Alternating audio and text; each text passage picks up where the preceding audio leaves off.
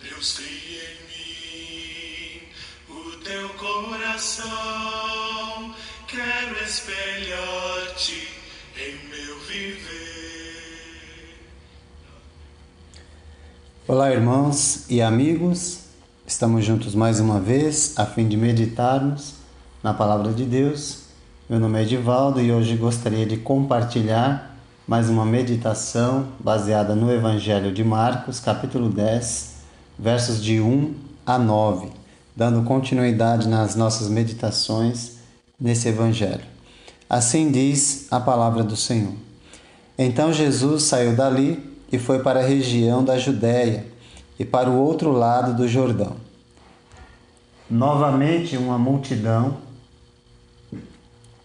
veio a ele e, segundo o seu costume, ele a ensinava. Alguns fariseus aproximaram-se dele para pô-lo à prova, perguntando: é permitido ao homem divorciar-se de sua mulher? O que Moisés lhes ordenou? Perguntou ele. Eles disseram: Moisés permitiu que o homem lhe desse uma certidão de divórcio e a mandasse embora. Respondeu Jesus: Moisés escreveu essa lei por causa da dureza de coração de vocês. Mas no princípio da criação, Deus os fez homem e mulher. Por esta razão, o homem deixará pai e mãe e se unirá à sua mulher, e os dois se tornarão uma só carne. Assim, eles já não são dois, mas sim uma só carne. Portanto, o que Deus uniu, ninguém o separe. Casamento é uma instituição idealizada por Deus, e o plano de Deus para a união conjugal é um homem e uma mulher, até que a morte os separe. Se desejamos mostrar nosso valor à instituição que Deus criou, precisamos voltar urgentemente ao plano original de Deus com relação ao casamento, que está sendo hoje desprezado e banalizado pela sociedade. O que Deus uniu, Jesus disse, ninguém o separe. A conversa de Jesus com os fariseus acontece quando chega à Judéia e começa a ensinar a multidão.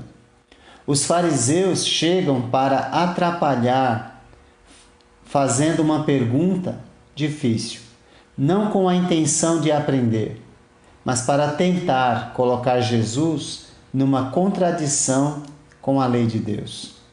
Jesus responde com outra pergunta, e a resposta deles revela que desejam, que sua intenção é colocar Jesus mesmo em conflito com a lei de Deus. Jesus deixa claro que a concessão dada em Deuteronômio 24 tinha como razão a dureza de coração deles, o povo de Deus. Eles eram o povo de Deus, mas com o coração endurecido para a vontade de Deus. Portanto, um sinal de rebeldia e teimosia. Isso nunca foi a vontade de Deus para todos os tempos. O que havia sido revelado na criação do homem e da mulher e no início do casamento, esta era a vontade de Deus, e não aquilo que eles estavam vivenciando e aprovando. O plano idealizado por Deus para o casamento está na criação, está no princípio.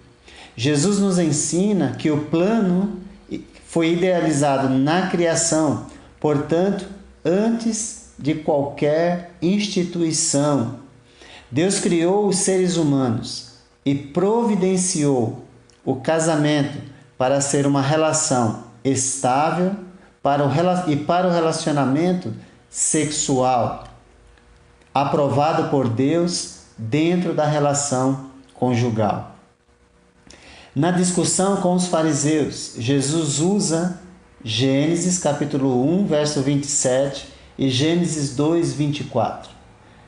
onde fala da criação e o plano original de Deus, para rebater a má interpretação deles de Deuteronômio 24 e para demonstrar que não se deve buscar motivos para a separação, mas ter certeza da vontade de Deus para o casamento indissolúvel e permanente. A pergunta: é correto se divorciar? Recebe de Jesus um sonoro não, pois isso fere o propósito divino para o casamento, instituído na criação.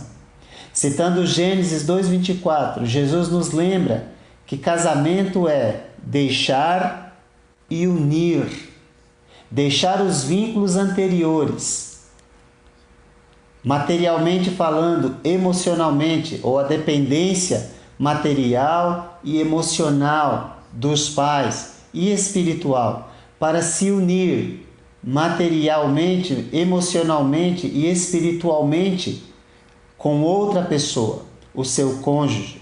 Mas o sentido mais aparente nesse momento é o sentido sexual, onde sela a união conjugal.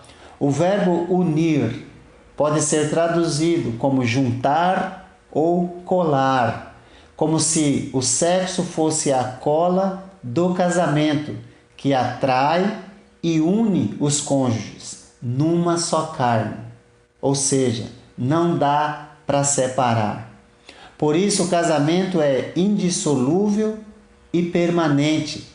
E por isso no verso 9, Jesus quando diz: portanto, o que Deus uniu, ninguém o separe, fala isso como um mandamento absoluto de Deus, dado por Jesus.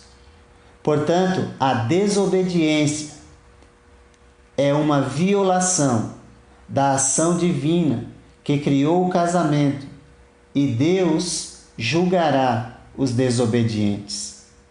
Dessa forma prática, Jesus está dizendo que moralidade sexual deve fazer parte da vida daquele que deseja segui-lo, e que a prática sexual se restringe ao casamento e que o casamento é único, portanto, indissolúvel.